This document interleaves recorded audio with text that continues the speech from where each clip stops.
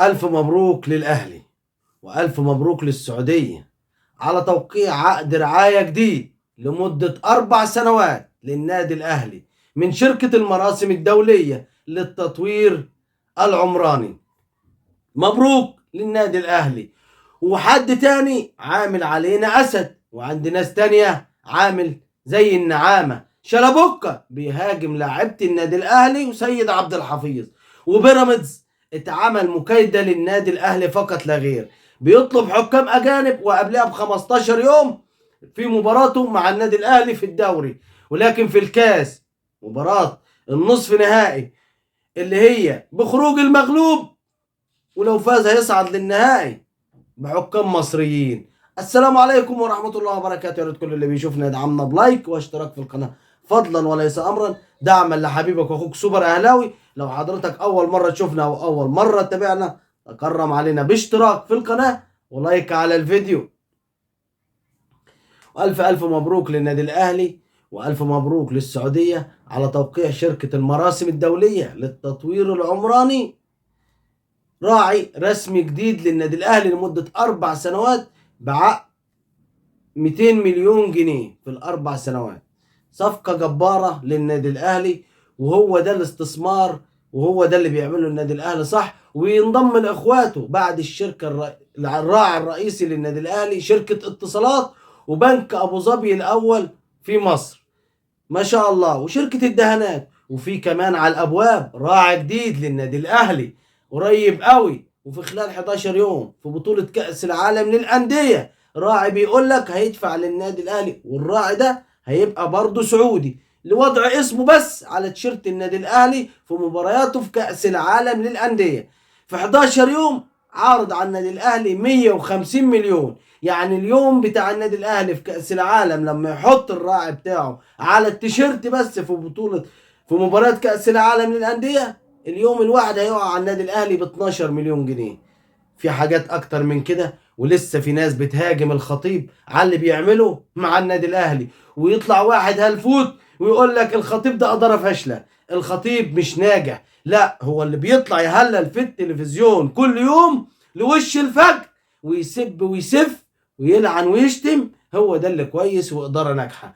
وزي ما قالوا، واحد طالع عامل علينا راجل او عامل على النادي الاهلي اسد، وعند الناس التانية عامل زي النعامة، الا وهو مدحت شلبي اللي طالع بيتكلم على سيد عبد الحفيظ، الكابتن سيد عبد الحفيظ مدير الكرة بالنادي الاهلي ولاعيبة النادي الاهلي لما اتجمعوا على حكم مباراة الاهلي والمصري، وقال لك امال انت سبت للجمهور ايه ومين هيعاقب سيد عبد الحفيظ؟ امال لما انت بتتكلم يا مدحت يا شلبي على سيد عبد الحفيظ ولاعيبه النادي الاهلي اللي هم اعترضوا بشكل لائق، واي حد بيعملها على مستوى العالم، اي حد بالطريقه دي بيعترض، واي لعيبه واي مدير كوره واي مدير فني، لو تابعت حضرتك كل الدوريات هتلاقي فيها اعتراضات بنفس الشكل بتاع سيد عبد الحفيظ. هو ما سحبلوش كرسي ولا سحب عليه مطوه مثلا علشان يضربوا بيها، لا، ده بيعترض بكل ادب واحترام وبيقول له الوقت ومش الوقت والكلام دوت. امال ما اتكلمتش ولا حد سمع لك صوت ليه لما اتكلمت؟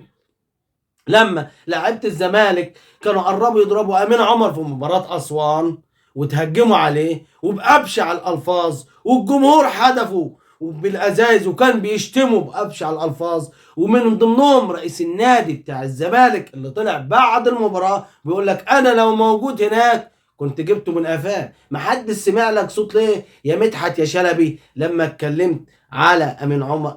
ما اتكلمتش اساسا على امين عمر ولا جبت سيره الزمالك، جاي دلوقتي علشان سيد عبد الحفيظ بس بيعترض اعتراض باللطف بتتكلم عليه علشان محدش قادر يقول لك حاجه، ولا علشان مفيش حد قليل الادب ولسانه طويل في النادي الاهلي يرد عليك ببجاحه؟ لا، ما هو النادي الاهلي فعلا مبادئ وقيم.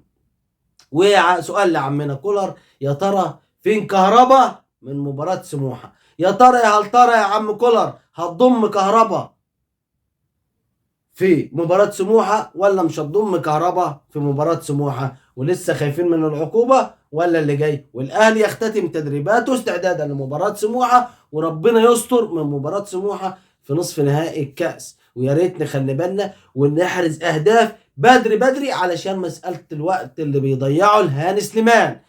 وفي مباراة او في فريق اتعمل مكايدة في النادي الاهلي الفاشل اللي هو بيقول لك رئيسه هسحب الاستثمارات من مصر. طب هو مين اللي بيسحب الاستثمارات من مصر ومين اللي بيجيب استثمارات لمصر؟ شوف الخطيب عمل ايه، الله اكبر عليه، 4 رعاة للنادي الاهلي في شركات عالمية، شركات عالمية. وجاي واحد زي بتاع بيراميدز اللي ما بيجيبش غير حكام اجانب قدام مباراة الاهلي بس، ما قدرش يتكلم ولا قدر يجيب حكام في نصف نهائي كاس مصر اللي هو مباراة نوك اوت بخروج المغلوب، ما قدرش يجيب حكام اجانب وجاب حكام مصريين اهو. ما يتكلمش ليه؟ ولا قال لك الزمالك بيعاندنا ليه؟ ولا قال لك الاهلي؟ ولا كله بس بيتكلم على الاهلي؟ ويا ريت في الختام ما تنسوش الاشتراك في القناة ولايك على الفيديو. السلام عليكم ورحمة الله.